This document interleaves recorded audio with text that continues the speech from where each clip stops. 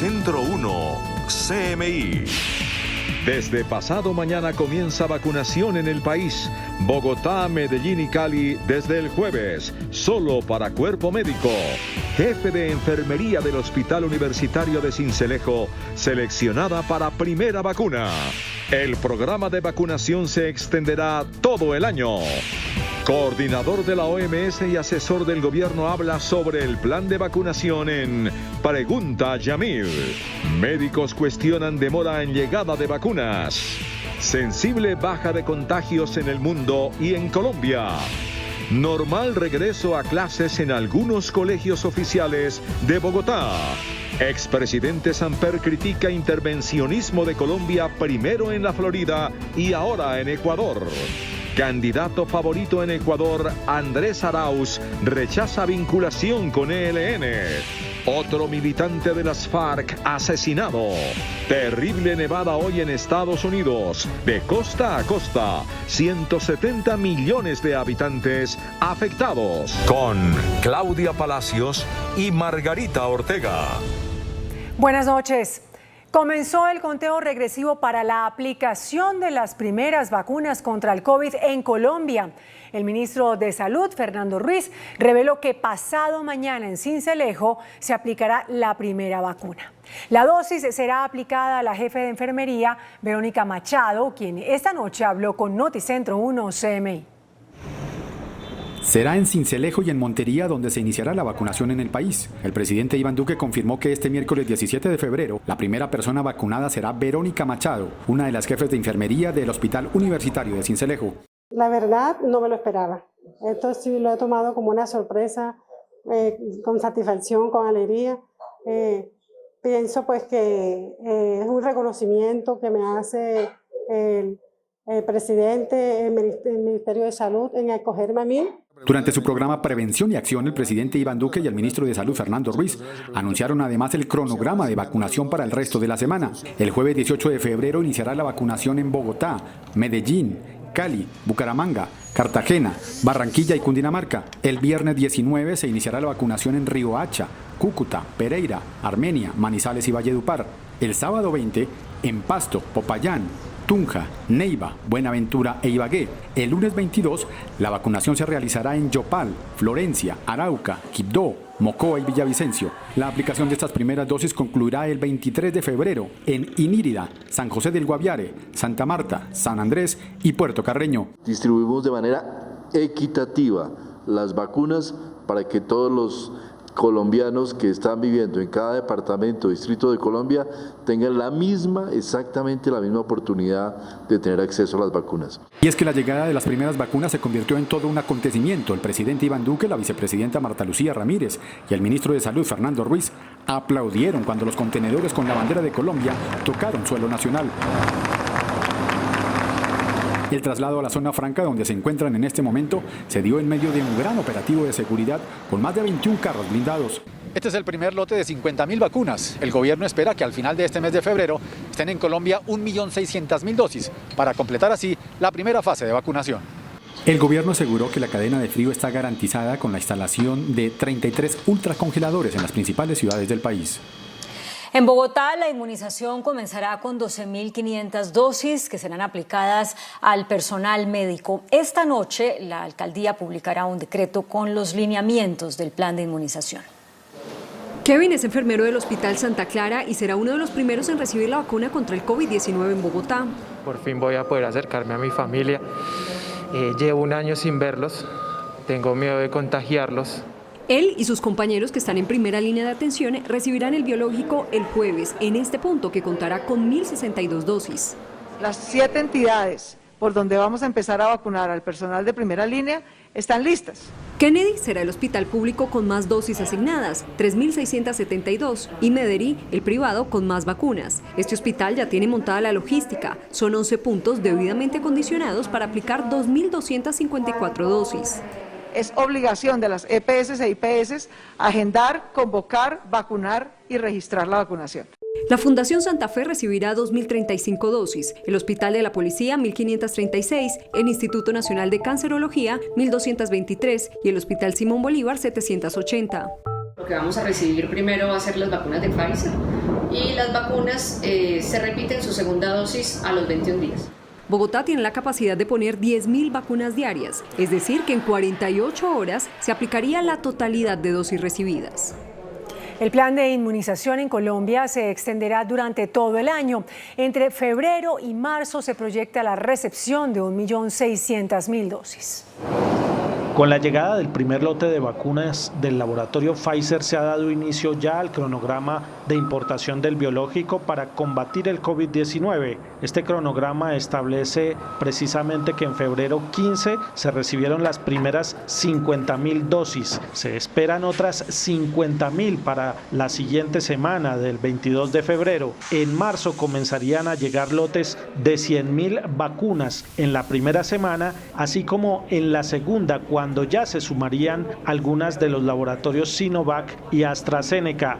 Vamos a empezar con la primera etapa del Plan Nacional de Vacunación contra el COVID-19. En esta primera etapa comenzaremos por vacunar a nuestros profesionales de la salud, quienes tienen un altísimo riesgo de exposición. Este cronograma de llegada de vacunas contra el coronavirus a Colombia establece que en total entre febrero y marzo se espera recibir 1.600.000 dosis.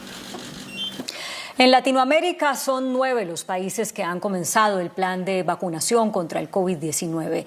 Brasil lleva la delantera con más de 5 millones de dosis aplicadas. Colombia ocupa el puesto 11. La pandemia del coronavirus sigue afectando al mundo entero y mientras los países de mayores ingresos iniciaron su cronograma de vacunación entre diciembre y enero, la región de Latinoamérica ha estado avanzando un poco más lento entre negociaciones con las farmacéuticas y la logística de almacenamiento. Según los registros del portal Our World in Data, esta es la situación en la región en temas de vacunación. Brasil, que recibió las primeras dosis de la vacuna el 22 de enero, ya ha vacunado a 5,23 millones de personas. Chile, país que comenzó la vacunación masiva el pasado 3 de enero, ya ha inoculado a 1,9 millones. Le siguen en la lista México, Argentina, Costa Rica, Perú, Panamá, Bolivia y Ecuador.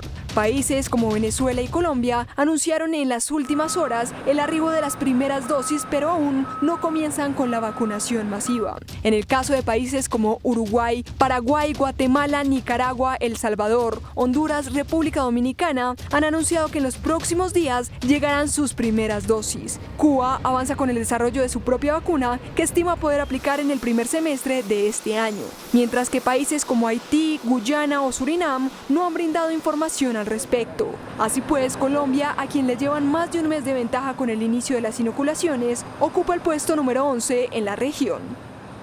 Pese a la llegada de las primeras vacunas contra el COVID, algunos gremios médicos resaltaron que la mayoría de la población aún no tiene garantizada su inmunidad. Para los gremios médicos, más que celebrar la llegada de las primeras 50.000 dosis de la vacuna contra el COVID-19, lo importante para el país es saber cuándo se podrá vacunar masivamente a la población. ¿Cuándo llegará el resto de las dosis? ¿Cuándo se vacunará la gran mayoría del país? ¿Cuándo podremos obtener la inmunización del rebaño? Ese secretismo no servía, no nos están diciendo la verdad con la cuestión de la vacunación. En Bogotá, el gremio médico planteó otra preocupación por profesionales de la salud que no aparecen en las listas para vacunarse. Aunque sí aparecen una gran cantidad de médicos de primera línea, faltan muchísimos que están en primera línea y no aparecen en la plataforma. El Colegio Médico de Bogotá planteó que la llegada de las vacunas pondrá a prueba también a las EPS. Y Colombia reportó una sensible baja de los contagios por COVID-19 en el conteo diario, 3.510 contagios en las últimas 24 horas.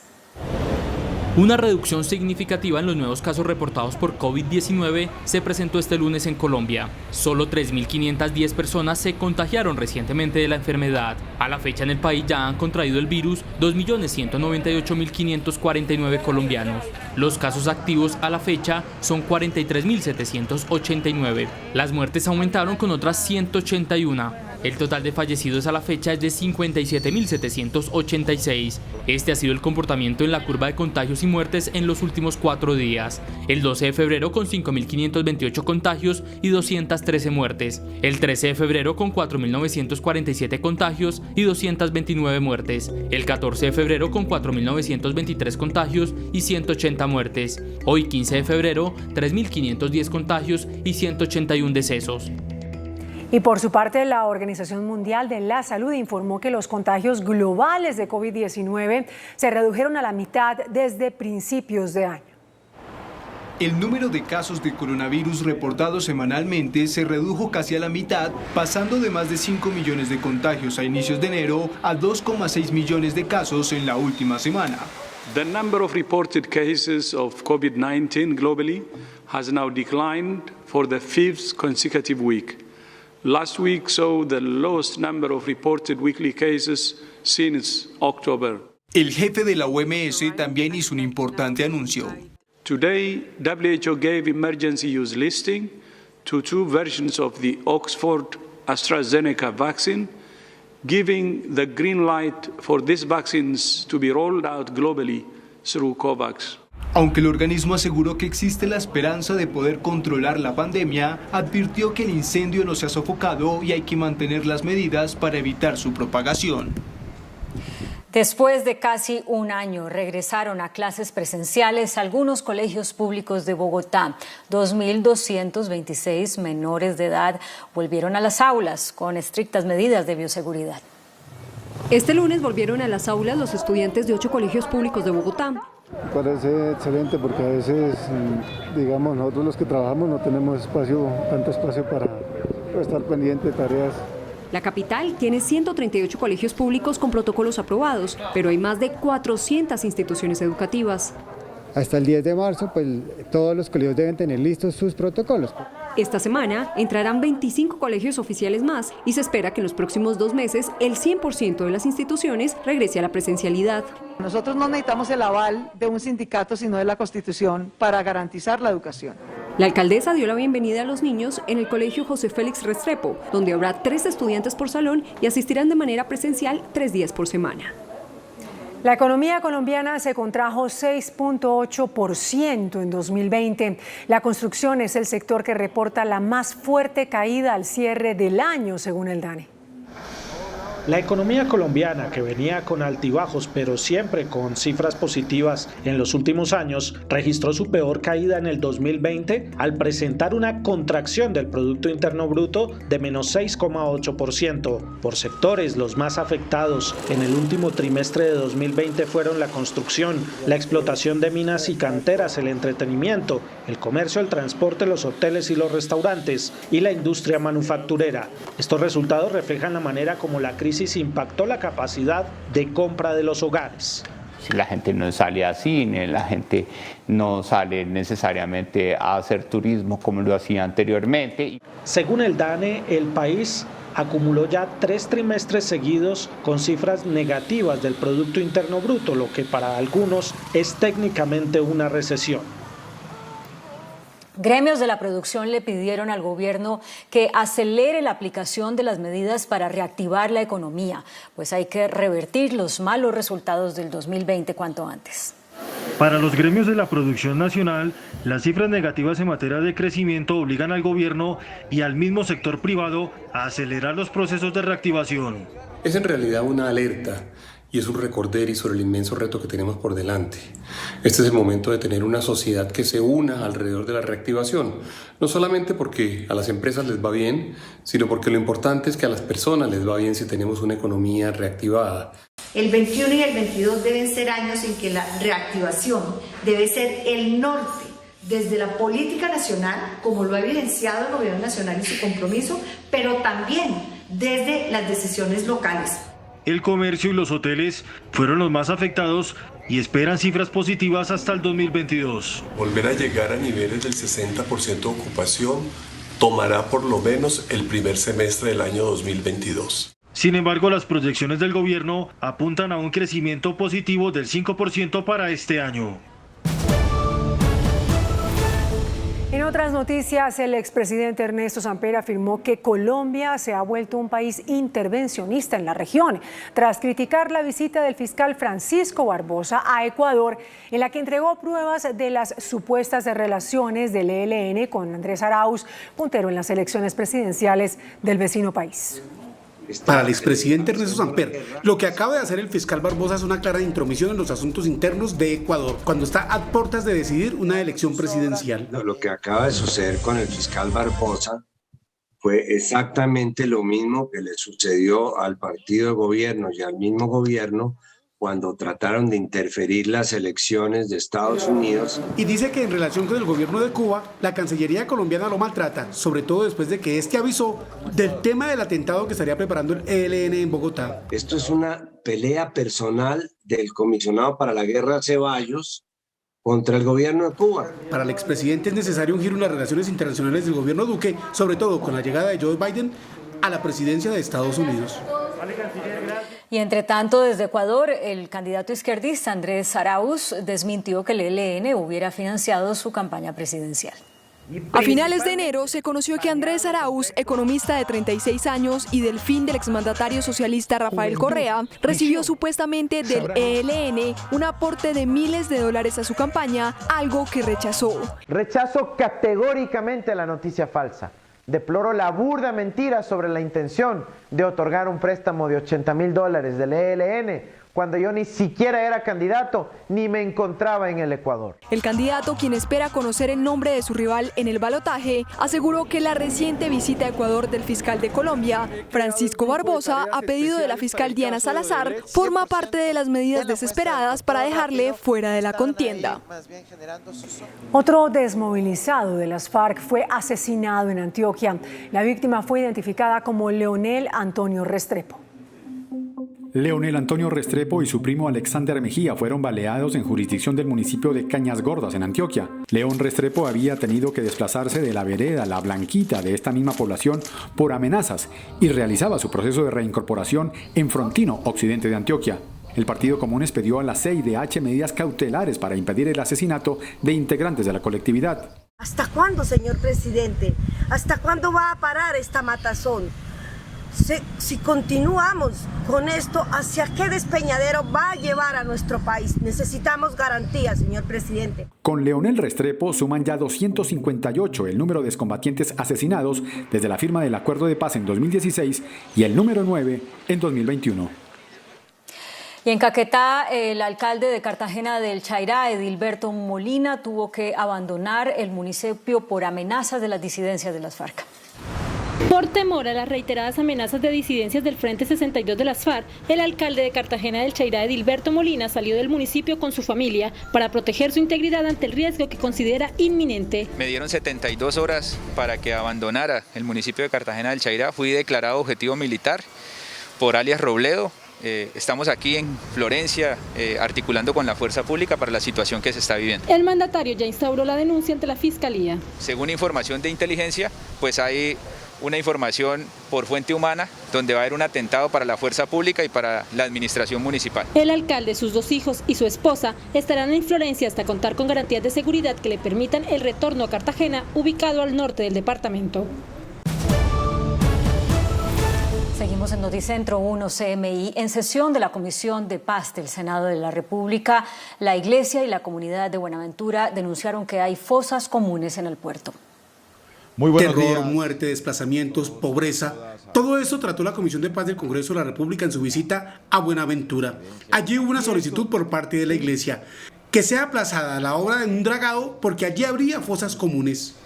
La solicitud está fundada en el impacto que ha generado la desaparición forzada de 1.118 personas reportadas como desaparecidas. Porque son más de 20.000 casos de crímenes cometidos en estos 4 décadas. El 98% de los casos está en la impunidad. Nos van a seguir matando, nos van a seguir atacando, nos van a seguir organizando o metiendo terror dentro de nuestras comunidades. Un pueblo ardido, aburrido, porque estamos aburridos con una pobreza que nos la han creado. Siendo un puerto tan poderoso, moviendo los recursos que mueve, y hoy en Buenaventura la población no tiene agua potable 24 horas.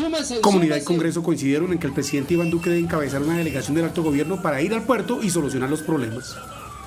El gobierno le pidió a la Justicia Especial de Paz y a la Fiscalía investigar a los excomandantes de las FARC por el incumplimiento en la entrega de bienes. Menos del 10% de los bienes que los exguerrilleros reportaron en el inventario tras la firma del acuerdo de paz se entregaron para la reparación de las víctimas del conflicto. El ELN liberó a 2 soldados que mantenía secuestrados desde hace 13 días en el Catatumbo. Los militares Jesús Alberto Muñoz y Johnny Andrés Castillo fueron entregados a una comisión humanitaria conformada por la Cruz Roja, la Defensoría del Pueblo y la Iglesia Católica. En Antioquia, las autoridades no tienen ninguna información sobre el propietario de una vaca que irrumpió en un hospital lesionando a 4 personas. Hoy fueron dadas de alta las 4 personas que resultaron heridas luego de que una vaca fuera de control ingresara a la sala de urgencias en un hospital de San Luis, oriente antioqueño. Al parecer, el semoviente se salió de un potrero en un ataque de nervios. Se le escapó a sus propietarios, desplazándose por diferentes sitios del pueblo, entre ellos el parque y el hospital, ocasionando algunos estragos en negocios tales como cafetería, asimismo golpeando algunos vehículos y motos. Luego se desplazó hacia el hospital, ingresó al servicio de urgencias, ocasionando allí unos destrozos y aporreando a unas personas, afortunadamente sin lesiones complejas. Además de los lesionados y los daños en el hospital, la vaca afectó 2 carros y 4 motos. Luego desapareció y se desconoce su paradero. Un joven de 26 años, estudiante de artes escénicas, clama por solidaridad para contratar un abogado que lo represente en el juicio que inicia esta semana contra el hombre que le disparó por robarle la bicicleta y lo dejó en silla de ruedas. Él es Jason Fabián, un joven de 26 años. Hace ya casi 14 meses perdió la movilidad de sus piernas cuando le dispararon para robarle su bicicleta. Yo me levanto otra vez con la bicicleta, me agarro para levantarme y ahí es cuando siento que él se voltea y me dispara. Desde ese día anda en una silla de ruedas que le prestó un amigo. Tuve una perforación de pulmón, la bala roza al corazón y posteriormente pues me dicen que el proyectil golpeó la médula y donde quedaron esquirlas en la médula. El doctor es muy tajante con eso, él directamente me dice, después de una lesión como la que usted tuvo, nadie vuelve a caminar. 10 días después, el hombre a quien Jason acusa de haberle disparado es capturado. Sin embargo, su precaria situación económica le ha impedido contratar a un abogado. El pasado 2 de febrero, su agresor quedó libre por vencimiento de términos. Pero sí pido principalmente justicia, eso es lo que principalmente pido. Jason se sumerge en la incertidumbre ya que el próximo viernes empieza el juicio. Este joven estudiante de artes escénicas clama por una mano solidaria. Yo creo que nadie está preparado para no caminar en la vida. Mi cuerpo era mi instrumento de trabajo, mi cuerpo era mi instrumento de investigación en la universidad. Pese a todo, Jason no pierde el ánimo. Sí, la cuestión es difícil, ¿sí? Pero yo tengo muchas metas por delante. Yo quiero graduarme ahorita de mi universidad, seguir trabajando. Soy una persona joven que todavía puede trabajar, no importa en la situación en la que esté. Mientras espera ayuda, Jason reflexiona y se repite que en este país no hay justicia sino para quien tiene dinero. Durante una audiencia en el Consejo de Estado, la Procuraduría pidió mantener la investidura al senador Gustavo Petro y que fue demandada por haber hecho un llamado a la desobediencia civil e invitar al no pago de los servicios públicos como protesta contra el presidente Duque. En la audiencia virtual, el senador manifestó que la desobediencia civil es un derecho reconocido por la Corte Constitucional. Ecopetrol firmó acuerdo de exclusividad con el gobierno para compra de las acciones de Interconexión Eléctrica S.A. ISA.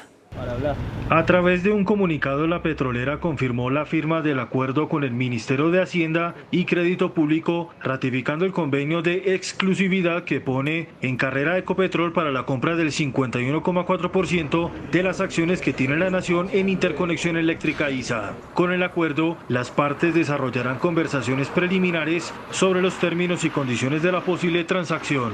El periodo de exclusividad inicialmente está previsto finalice el próximo próximo 30 de junio de 2021, salvo que las partes de mutuo acuerdo decidan extenderlo. Durante este periodo, Ecopetrol desarrollará actividades de debida diligencia sobre ISA y buscará sus modelos de financiación. El valor preliminar es de 15 billones de pesos. ProColombia reveló que espera firmar este año 140 proyectos de inversión extranjera por un valor cercano a los 8.000 millones de pesos. De acuerdo con ProColombia, ya se trabaja con las denominadas empresas ancla por su peso en operación y manejo en encadenamientos productivos para la llegada de 140 proyectos de inversión extranjera directa por 8.000 millones de dólares. 20 empresas han mostrado su interés por invertir en 21 departamentos. Que pueden generar más de 13.000 nuevos empleos en sectores como agroindustria, software, TI, energías renovables, telecomunicaciones, infraestructura, BPO y turismo. Las inversiones provienen de Estados Unidos, Canadá, Reino Unido y Japón. Con inversiones por más de 25.000 millones de pesos, la Federación Nacional de Cafeteros puso en marcha el programa de renovación cafetera para 2021. El programa de renovación cafetera arranca con 25.000 millones de pesos y busca renovar 32.000 hectáreas. El objetivo seguirá siendo mantener la producción hoy en niveles de los 14 millones de sacos y la rentabilidad de los caficultores. Se trata de cambiar los árboles viejos por árboles nuevos, para que con una menor edad la productividad vaya aumentando y con ello la rentabilidad. Se espera un buen año para la caficultura colombiana. El índice de capitalización de la bolsa, que mide el comportamiento de las 20 principales acciones, cerró al alza.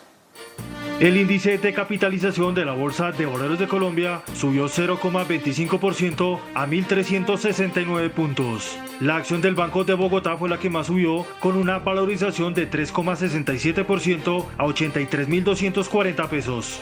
La acción de la empresa de telecomunicaciones de Bogotá fue la que más bajó, con una pérdida de 4,24% a 235 pesos. La acción más negociada de la jornada fue la de Ecopetrol, al movilizar más de 2.000 millones de pesos.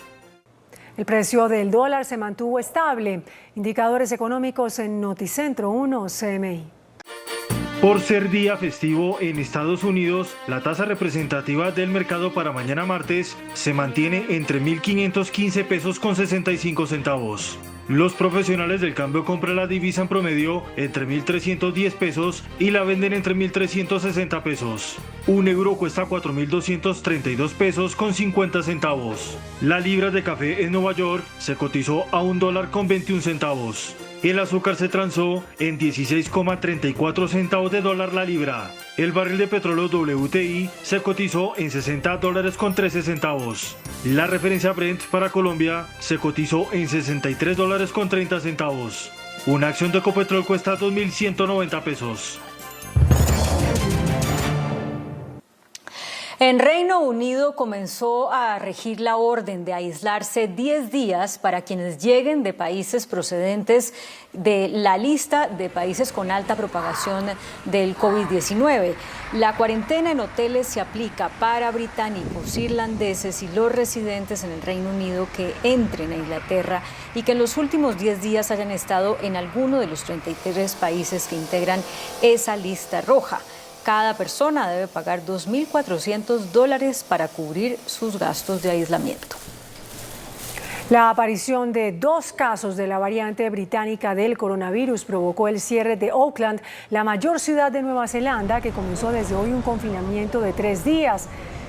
Al menos 2 millones de personas estarán obligadas a permanecer en casa mientras las autoridades se esfuerzan por contener el primer brote de la cepa altamente contagiosa que fue confirmada en una sola familia.